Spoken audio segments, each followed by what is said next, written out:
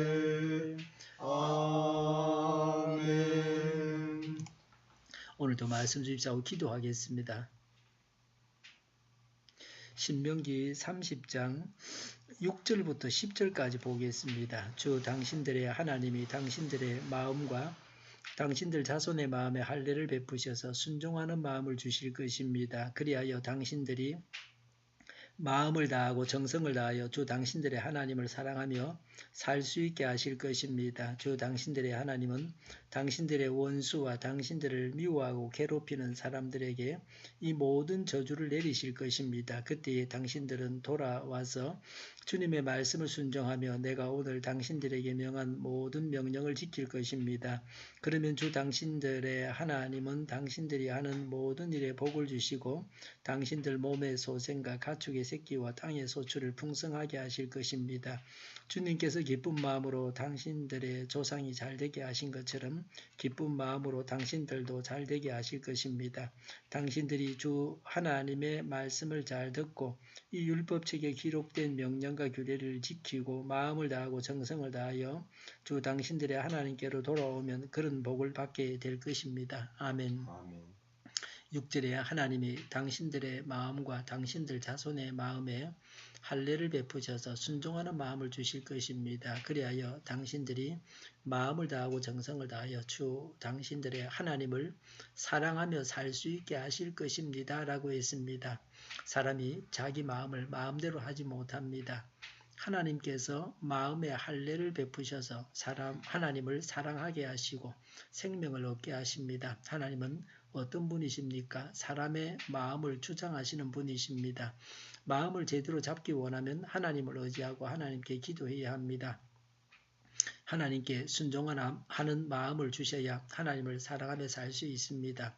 모든 것이 하나님의 손에 달려 있습니다. 이런 마음을 주셔서 순종하며 살게 해주십사고 기도해야 합니다. 나라와 교회의 지도자들이 하나님께 순종하는 판단을 하게 해주십사고 간구해야 합니다. 그러면 하나님을 사랑하지 않고 영생 얻지 못하는 것은 하나님 책임입니까?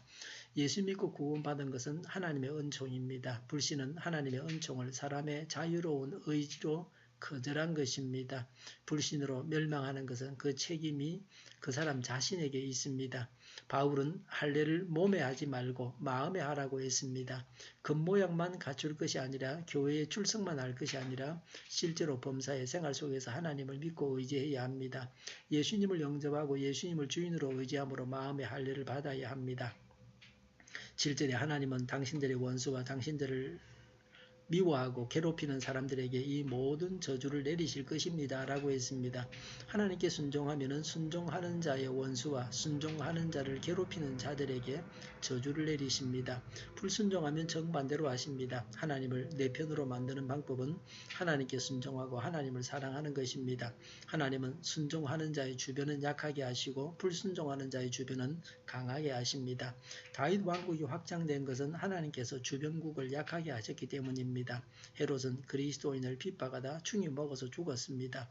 공산주의자들은 무신론을 주장하다가 굶어 죽게 되었습니다. 8절에 그때에 당신들은 돌아와서 주님의 말씀을 순종하며 내가 오늘 당신들에게 명한 모든 명령을 지킬 것입니다. 라고 했습니다. 불순종하던 것을 돌이켜서 하나님의 모든 말씀에 순종하게 됩니다. 하나님은 성경에 하나님의 뜻을 다 기록해 주셨습니다. 하나님은 변덕을 부리는 분이 아니십니다. 성경은 불변입니다. 그래서 성경을 지키는 것은 쉽습니다. 하나님의 비위를 맞추는 것은 쉬운 일입니다. 하나님 마음에 드는 것은 쉬운 일입니다. 순종하는 자에게 하나님께서 주시는 것입니다. 9절에 보니까 하나님은 당신들이 하는 모든 일에 복을 주시고 그랬습니다. 모든 일에 복을 받습니다. 우리가 학수 고대하는 것이 바로 이것입니다. 우리가 하는 모든 일에 복을 받아야 합니다. 행복하게 살아가기 위해서는 한두 가지만 잘 되어서는 안 됩니다.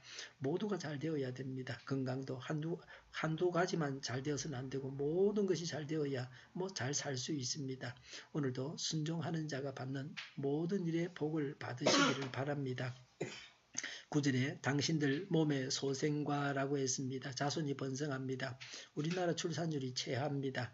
자손이 번성하는 복을 주십사고 간구해야 합니다. 아이를 낳는 것이 경쟁력입니다. 믿는 우리가 이 일에 앞장을 써야 합니다.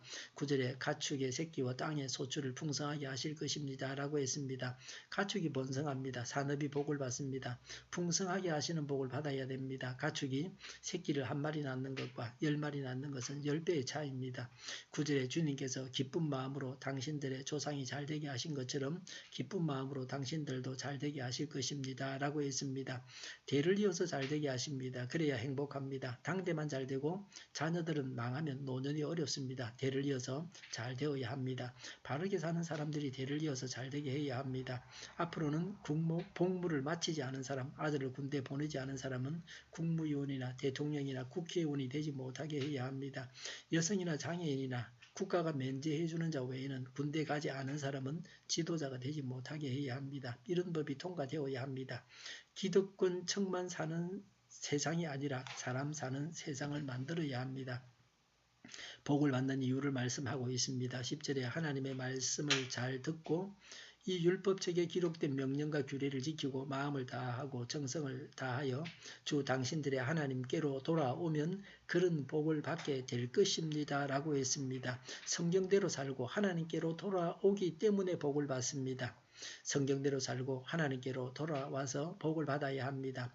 우리 자신과 대한민국과 북한과 주변국가 온 인류가 이러해야 합니다. 기도하겠습니다. 성경대로 살고 하나님께로 돌아와서 복을 받게 하옵소서. 우리 동일교회가 만군은집하게 하여 주시옵소서.